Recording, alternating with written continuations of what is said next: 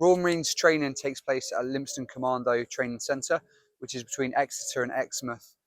It's currently, you have 4 weeks recruit orientation phase, which is just you go transitioning from a civvy to military life. So it's 4 weeks there.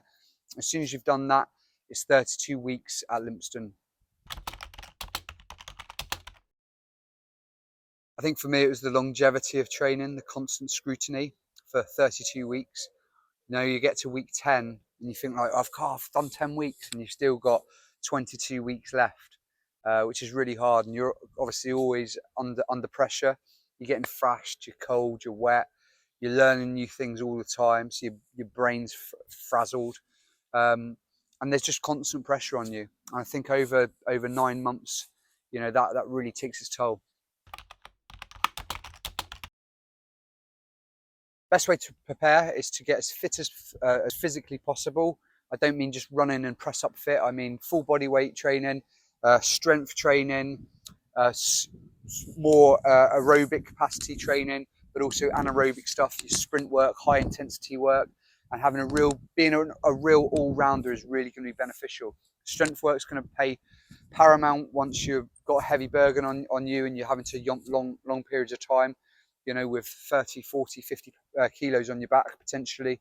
You know, if you've got some good strength training under your belt, that's going to go a long way. Obviously, the aerobic capacity and having that endurance is you know, what Royal Marines is all about.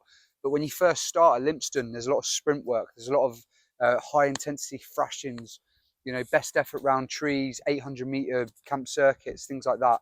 So it's really important that you're also doing your sprint work as well. From a physical point of view.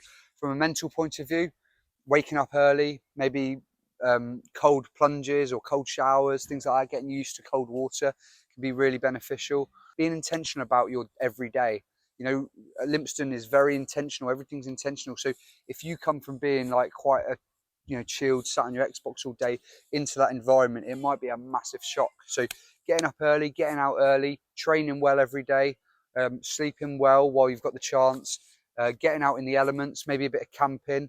If you can get a little bit of map reading, navigation under your belt, fantastic. The Royal Marines YouTube channel has a really good, I think, a 9-part series on this. We also have weekends where you can learn about map reading, navigation. So those things I think are going to hold you in real good stead for Royal Marines training.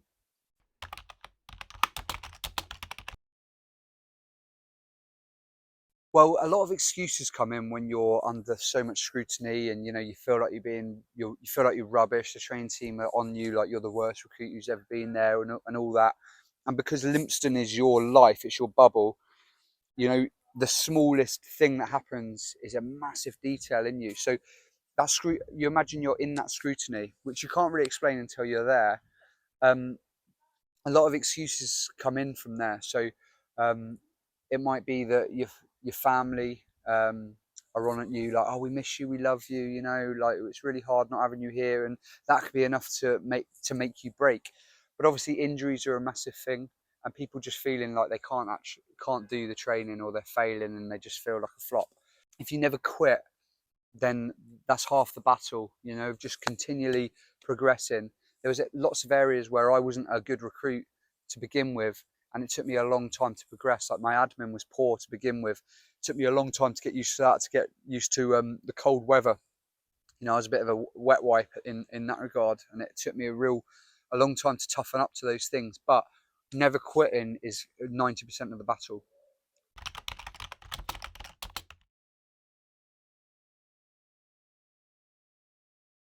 The biggest thing for me is that consistency and how much they actually want it. You know, many people can talk a good game about how they want to be a Royal Marines Commando or they want to go SF or whatever it is. The guys that we see doing really well are the ones who are consistent, and they're gradual, and they build and they build, and they're building blocks day after day, building blocks, building blocks. We see a lot of people, they come in really enthusiastic, and within 2 months they're burnt out and their motivation's gone, and they're, you know, you don't ever see them again. And so having that real longevity to your day-to-day thing is like, an Olympian once said, a third of your trainings are amazing, a third are average, and a third are terrible. And it's trying to reduce the terrible sessions to better and really good ones. But yeah, you are going to have like bad days, you're going to have bad weeks of training, and times where you don't have confidence in yourself and things. But the people we see who go on all the way are the ones who, regardless of circumstances, regardless of how things are panning out, they just continue and they carry on, and they just super consistent.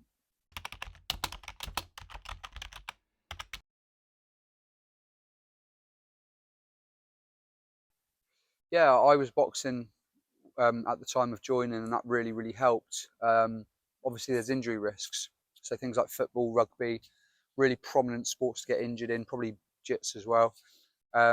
Really, but ultimately, those sports teach you resilience. They teach you about teamwork. They teach you about grizzing out and being out in bad conditions, not jits obviously, but football, rugby, things like that. So it's a catch-22. It's I'd never tell a young person to not play sport, but it's just managing the risk. And so if you know there's a high chance that you're going to get injured in your prep, then you need to think about your priorities for that. But I love combat sports. I love anything to do with fighting and things like that. So I'd find it very hard to give those things up.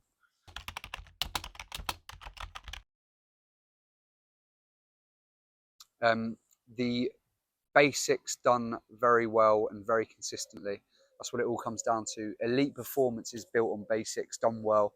I've coached professional footballers. I've coached academy teams. I've coached, obviously, lads joined the Royal Marines, and I've coached 50-year-old women, and it all comes down to basics done well and consistently over time, and that's what breeds results. You can have the best program in the world, you can have the best coaches in the world, you can have the best facilities in the world. If you're not consistent, you ain't anything, and that goes with anything in life: training, business, whatever, relationships. If you're not consistent, you ain't anything.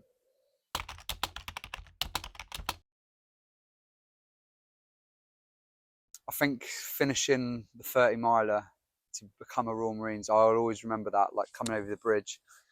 And I'm not embarrassed to say, maybe I'm embarrassed to say, I like cried because it was, I'd got injured and stuff like that. So I'd had a bit of a tough time with it. So I'll always remember that. Obviously, serving country in operations was something that I'll always remember. And just the fear, adrenaline, excitement, and all these sort of emotions feeling when you're on ops. And you're thinking like, this next step could be my last step and things like that. I'll always remember that. But the biggest thing for me, I would say, the most privileged thing I'd say that I can take from my time with the Royal Marines is the men I served with. I served with some incredible guys, some guys who, best leaders I've ever met, best blokes, people I could trust the most diligent guys, people I would trust with my life. Obviously, did trust with my life. It's very hard to find similar people in Civvy Street. I think the Royal Marines brings in some of the most elite people, mentally, and physically, and I'm honoured to have I've served with some extremely good guys. And I'll just share one person in particular. I won't mention his name, but my boss out in Afghan was an Olympian rower, absolute beast of a guy, brilliant boss, brilliant leader. Wouldn't lord it over us, had respect for us, but was authoritative. And I'd follow him. We'd follow him into some tough situations, and yeah, just honoured to serve with some great guys.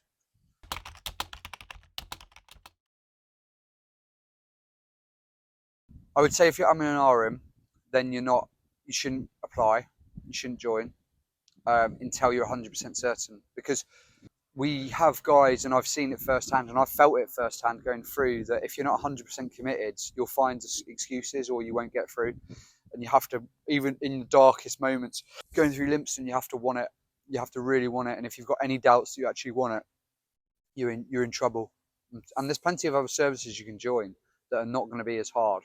So if you know you want a military career, but you're not like 100% set on the Marines, then I would consider different sorts of avenues. However, if the and ahhing is because you haven't got confidence to achieve it, that's where the change needs to take place, and that's where you need to get someone alongside you to help change your mindset, and you need to implement some stuff to change mindset.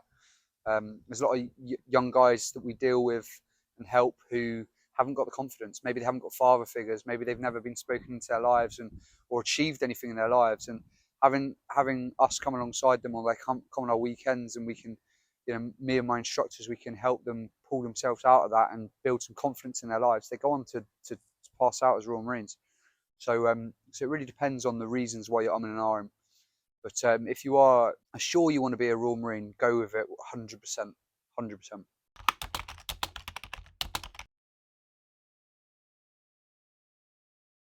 Number one, physically prepare. Be as physically ready as you can. Number two, mentally prepare by doing hard workouts, early mornings, good routine, putting your phone away, binning off any friends who get in your way and take you down the wrong paths, binning any relationships off that do the same, and identifying habits that take you away from your goal and remove them from your life. And number three, I would say skill. Get skills that are going to be helpful for when you join. Map reading, navigation, being outdoors, being able to operate outdoors, swimming, obviously. Just get used to ironing and all these things that are coming. And if you get a head start, you don't have to be unbelievable at them, but just understanding a map, or feeling a compass and doing a little bit of work and stuff like that, or getting an iron and working those things, or get used to brushing boots and things that when you get to Lympstone, there's not 100 new things in your life. It's like, oh yeah, I've done a little bit there, I've done a little bit here, and I'm really fit.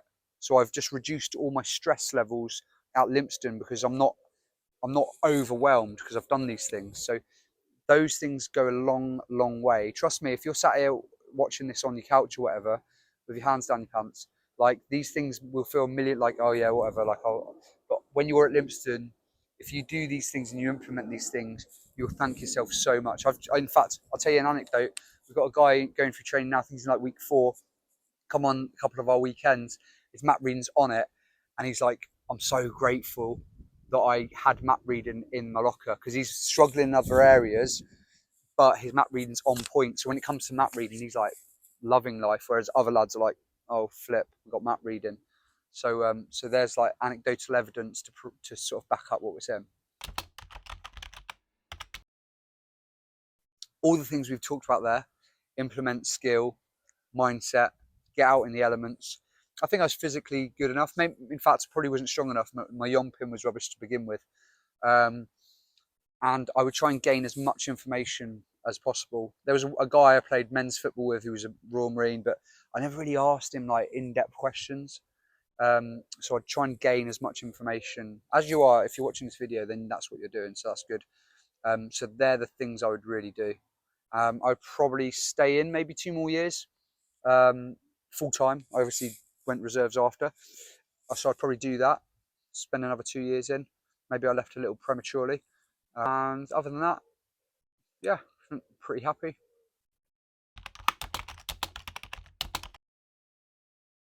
It's really helped me coming out into Civvy Street. Like, that initial 9-month period, I was all over the place, and I think it's, be aware of that when you are leaving. We know that a lot of service leavers, a lot of homeless people are ex-military, and so it's very hard to adapt, especially if you've done 22 years or something like that. But if you can get over that and prepare yourself properly for Civvy Street, then you can really thrive in Civvy Street. It gives you all the things you need to be successful in Civvy Street: hard work, good solid mentality of not being able to, of being resilient, which is a big thing in this culture. Everyone's pansies. Don't know if you can say that. Leave it in. And the ability to problem solve is massive. Problem solving under pressure, especially our operational lads.